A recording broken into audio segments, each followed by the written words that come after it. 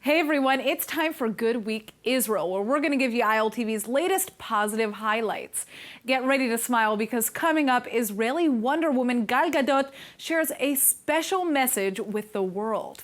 We'll take a look at why more and more young Israelis are choosing not to have kids, and we'll show you some of Israel's finest ancient craft making up close.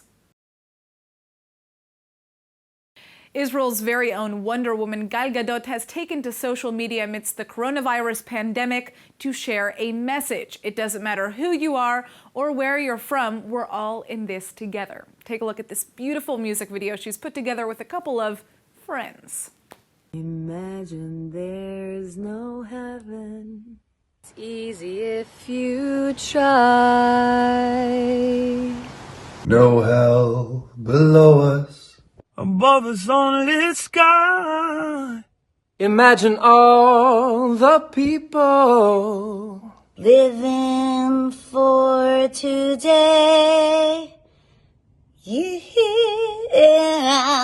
Imagine there's no countries, yeah. It isn't hard to do. Nothing to kill or die for. And no religion too. Imagine all the people living for today.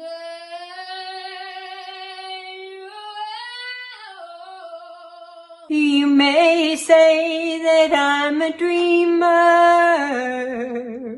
but I'm not the only one. I hope someday you will join us, and the world will live as one. Imagine no possessions. I wonder if you can. No need for greed and hunger. Brotherhood of man. Sharing all the world. You. They may say that I'm a dreamer, but I'm not the only one. I hope someday you'll join us, and the world will be as one. Now we're seeing more and more people wearing face masks on the street to avoid breathing airborne coronavirus particles, but as we've learned, face masks often aren't effective at all. Well, now a new Israeli-developed face mask may soon be available to the public, and it could change the game. Today, even N95 masks cannot fully block tiny coronavirus particles, and they definitely can't kill them. And some even stay on the mask's surface and pose a hazard when being handled and thrown away. Plus, face masks don't cover your eyes, which provide another route for the virus to enter the body. The new Israeli-developed VeriMask protective ocular respirator, however, offers what is believed to be a safer alternative. It's strapped around the head, and it covers not only the mouth and nose with a filtering mechanism, but also the eyes with a see-through visor. And it can be washed and reused, and the filters must be replaced after about 12 hours of use. Now, the patent-pending VeriMask isn't available to the public yet, but it should go through testing by mid-April, and it's expected to cost around $50 once it's on the market. An Israeli physician, Dr. Noam Gavrieli, is behind the device, which he says could provide a way out of isolation for many, since it can be safely used to go to work, to drive, and even to talk. So once government approved, Dr. Gavrieli is hoping to produce up to 100,000 units per day within just 4 months. Okay, so this next story is a bit funny because it's a cautionary tale against both panicking from coronavirus and, of course, thievery. Now, coronavirus headlines are plastered across the world media, giving way to both legitimate fears and complete melodrama. So terrified that the end of the world is near, an anonymous Israeli is now trying to balance out his karma by returning a 2,000-year-old artifact that he had stolen from the city of David 15 years ago as a, quote, rebellious youth. Using a go-between, the Israeli man has now returned a ballista stone. It was taken from the archaeological site of the Jerusalem Walls National Park. And the ballistae were ancient weapons used to hurl stones at fortresses, so the stolen stone was likely flung at the walls of Jerusalem by the Romans around 70 CE when they destroyed the city. Finally, though, while this story ended up with a happy ending, the IAA repeats what should be obvious. Uzi Rothstein, inspector with the Antiquities Authority Robbery Prevention Unit, explains that disconnecting an artifact from its archaeological framework by removing it negatively impacts research and the ability to piece together its historical puzzle. So basically, stop doing it. Almost every parent in the world, no matter where they're from, will give the same piece of advice: have children. But today, more and more people are beginning to question whether or not that's advice that they really want to follow. Check this out. When are you having kids already? מה יהיה? נו, אתם ביחד כבר מלא זמן. יגמרו לך הביציות. אמא שלך מחכה. Your life will mean nothing without kids. זה לא הולך ככה. ילדים זה שמחה. Your biological clock is ticking. To many, having kids is just a fact of life, something that you have to do because, well, everybody does it. But today, more and more people are choosing not to have kids.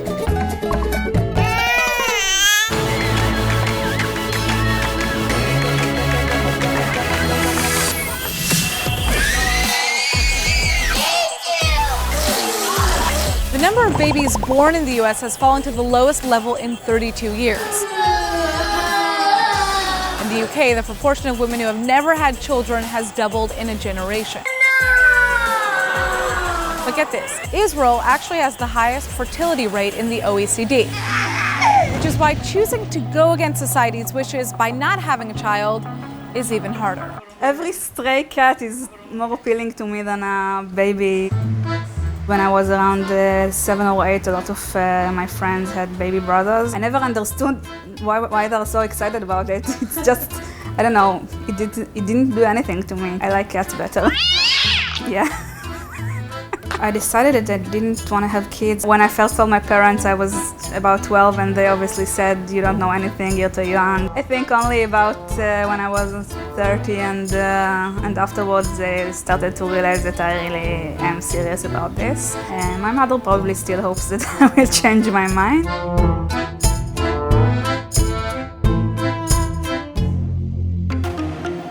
We're married for almost 15 years now. With the years, I think he started to feel as I do. I think now he's even more child-free than I am. My husband says children will ruin your financial state and it's bad for the environment. The environmental toll of having even one child is enormous.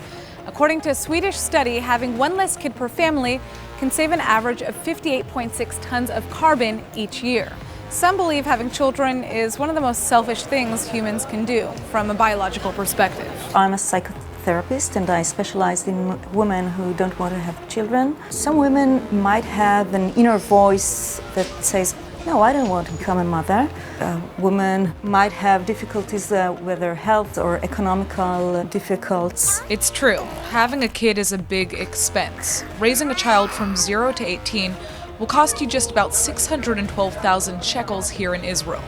That's $170,000, the cost of what many call happiness. But no matter what your reasoning is, the choice to not have a kid is often stigmatized. When you're saying I don't have any kids, they assume that you have some problems.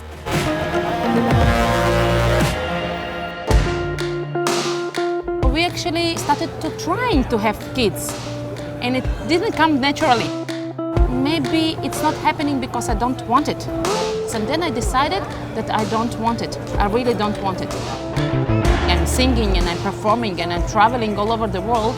I don't think this option would be very open for me. Some women choose to take care of kids because maybe this is the meaning of their lives. For me, it's different. It's not the meaning of my life. After I shared my experience, I realized there is a lot of women that don't want to have children, but they don't know that it's okay to share or to ask or to think about it. At the end of the day, regardless of what society says, more and more people are viewing childbearing as a choice rather than a necessity. After all, bringing another child onto this planet is a world-changing decision.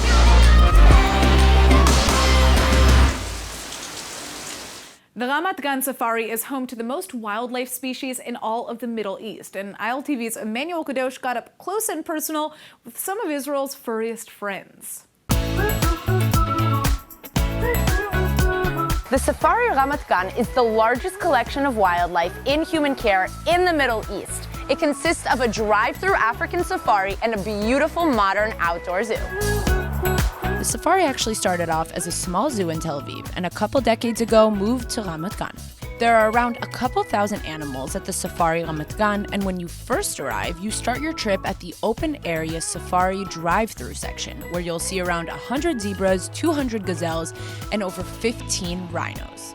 The hippos you see right behind me are actually some of the most dangerous animals in the world. They are highly aggressive and are completely unpredictable and are capable of running 19 miles per hour or 30 kilometers per hour. So we're really safe here. All of the ones in the open area are vegetarian, so no one's going to eat anybody. The lions are also in the open area, but they're separated from the other animals. The hippos are the most territorial, but they don't come out in the hot sun. They like to stay in their lake, and the other animals know to keep their distance.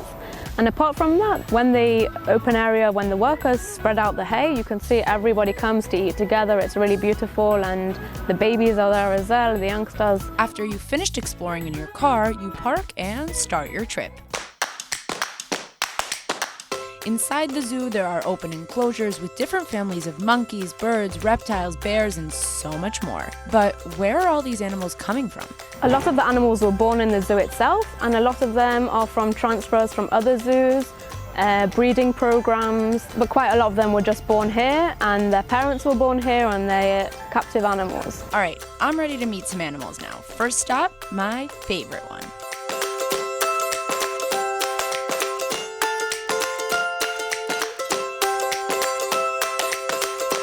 We have reached the mother lode.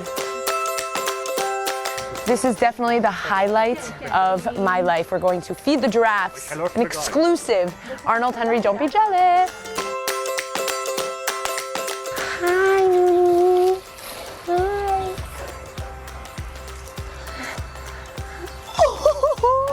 In love. I'm in love with you. Do you know what that means? You get them too, cutie. Hey, don't you want to give it to your daughter? Here, really quickly. My life is complete. My favorite animal on the planet. 'Cause we don't want to grow up. We just want to be young. Play and make believe. Come and rescue me. Feel the sun on my skin and scream.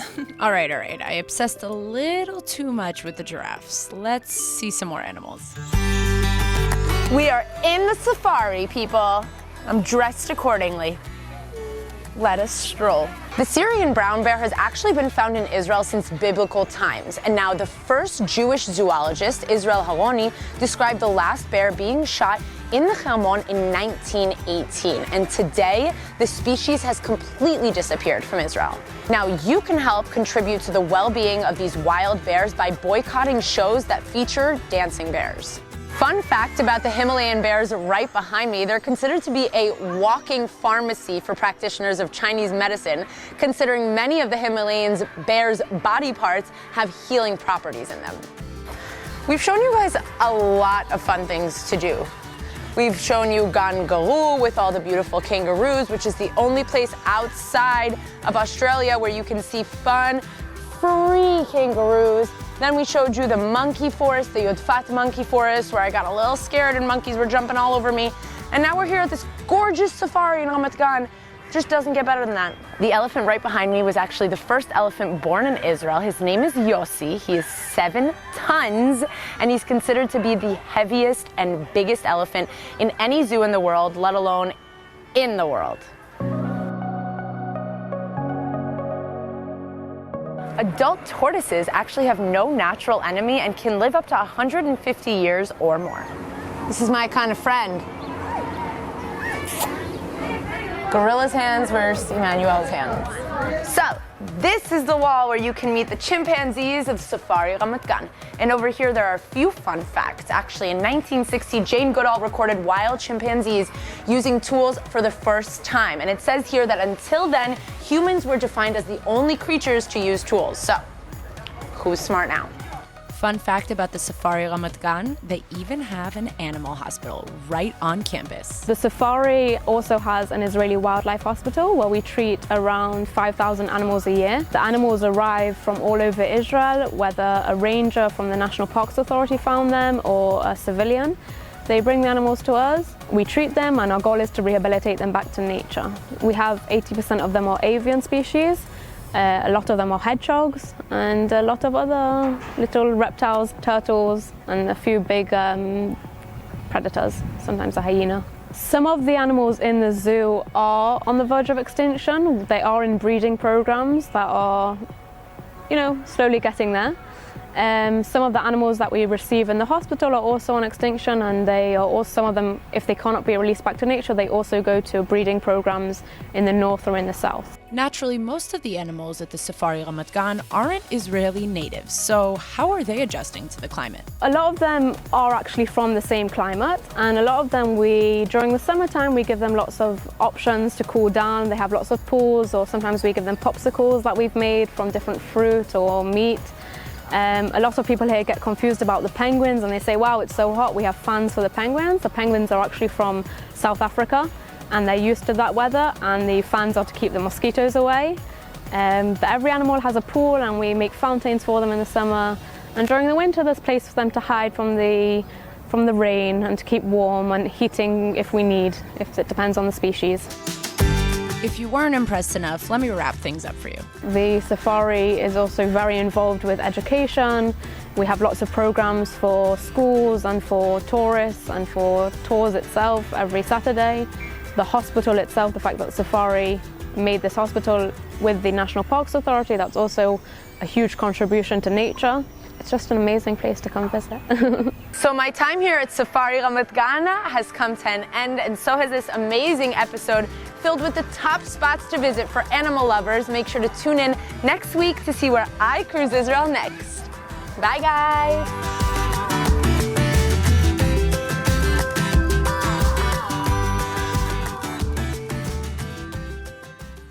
Women from all walks of life and from all over the country come to Ein Kerem to learn how to do ancient traditional crafts. So ILTV's Natalie Twersky decided to learn a special skill, how to weave a basket.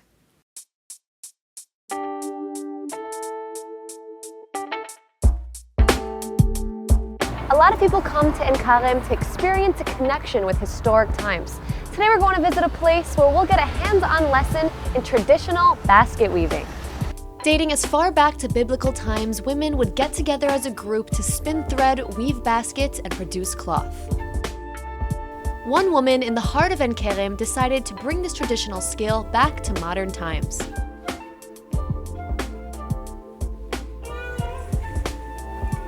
Hello. Hello.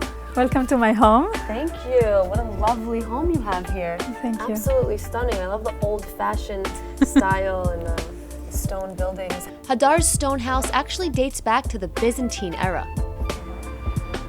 Now you have a well in the middle of your backyard. Yeah. What is that about? Here we collect the rainwater from all the roof in our house. This has been here for many centuries, right? Yes, we don't know. Because my husband's father, when he came here, it was all filled with nothing. It was ruined. All right, let's go inside and check out the rest of the house.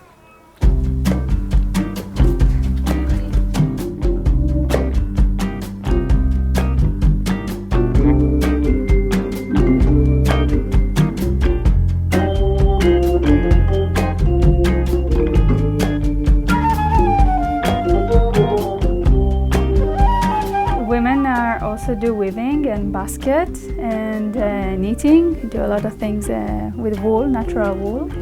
Now, where do you get all these materials from for basket we weaving? pick them. Pick them yourselves? Yes. So it's really like back in the day. You go to the fields, you pick up the We pick all the materials. We color natural wool with a lot of herbs from the mountain here in Ein Kerem in Jerusalem. And to make a basket, we are going and pick the willow and a lot of different kinds of materials. After Hadar collects the branches, she lets it dry for 3 months. Then they're submerged into water, softening them in preparation for weaving. You can see this basket, it's a very unique one. This This is from the olive tree. Typically it's made out of what kind of? We use a lot of this plum tree. It's from the date. It's grow near the Kinneret. So I'm going to be working on basket weaving today, right? Yes. Something that I don't know much about, but you're going to teach me, right? Yes. So please, you can sit here.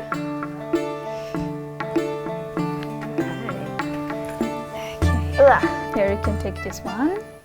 And it's like weaving. We put one behind, one I don't above. even know how to weave. Yes. So like this. I'm a real beginner. For the first step, you twist it a little bit. And you put it behind. And then like this. So this branch goes over and under the rest of the branches, right? Yes, exactly. Let's see if I could do it. So you have to keep repeating the same steps over and over in order to finish the basket. Yes, and this basket is coming like a leaf, like this. It will be like this. Oh, wow. Hadar hosts people from all over the country who have an interest in this traditional biblical craft work. It's a very special activity because when women come here and they sit together, they create something with their own hand.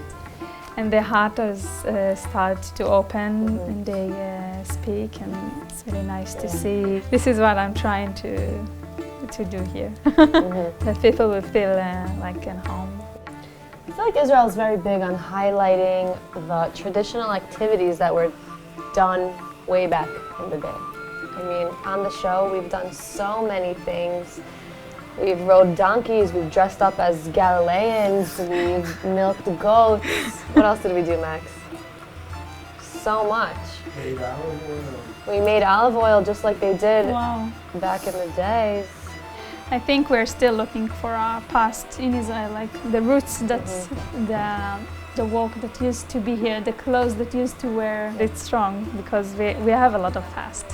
We have like a treasure.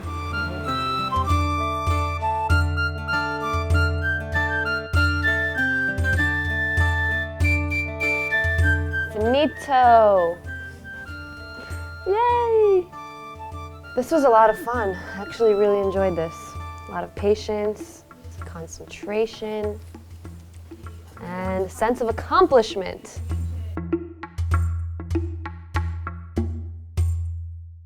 That's all for today's Good Week Israel. Hope we've helped you start your week with a smile. I'm Natasha Kirchak, and see you next week.